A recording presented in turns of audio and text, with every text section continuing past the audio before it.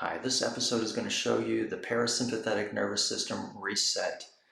Here's how it goes. You put your ear on your shoulder, and then you put your arm under your rib cage, and you move and twist up toward the ceiling, keeping your eyes really wide open and trying to look behind you as long as it takes for your body to go.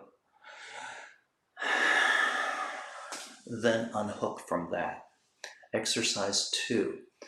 Put your thumbs behind your ears, your fingers in your ear, and pull out and rotate the ear 5 times forward and 5 times back.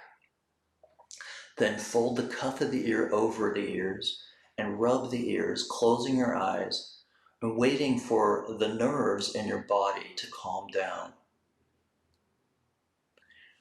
The third exercise is a breath exercise. You breathe in for 5 counts through the nose, filling the chest slowly. Then hold your nose and drop your chin. Hold that for 5 counts. Then after the 5 counts, exhale through the nose and lift your head. You're going to do this with your eyes closed 10 times. I'd like for you to focus on the time that you're holding your breath while you drop your chin and hold your nose.